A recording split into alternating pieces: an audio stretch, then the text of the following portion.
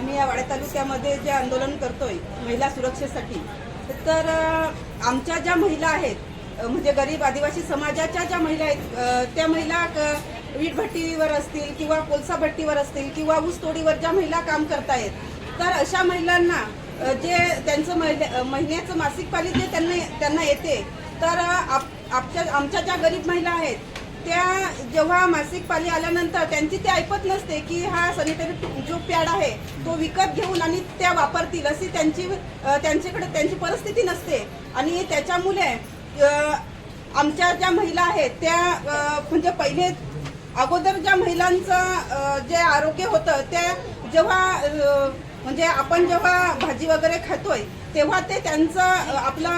म्हणजे भाजी खायचो तेव्हा ते याचं नसायचं म्हणजे खताचं नसायचं, आणि आता जे आपण खातोय हे सगळं केमिकल खताचं खातोय, त्याच्यामुळे हा आजार जो आहे। आणि आमच्या ज्या गरीब महिला आहेत त्या कपडा वापरल्यामुळं एखादी महिला कपडा जर वापरत असेल तर ती एखाद्या कोपऱ्यात किंवा कुठे सुकट टाकते आणि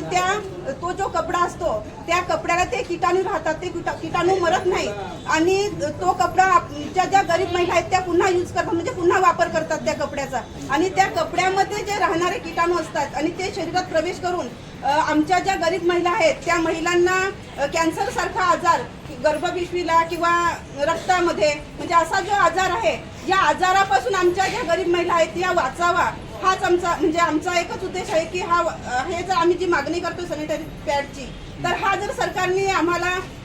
जसं आम्हाला धान्य मिळतंय तसा जर आम्हाला जसं धान्य मिळतंय तसं जर हा पॅड आम्हाला रेशनिंग दुकानात किंवा जे अंगणवाडीमध्ये जर दिला तर आमच्या ज्या गरीब महिला आहेत त्या वापरून आणि ह्या आजारापासून आम्ही त्यांना मुक्त करू शकतो।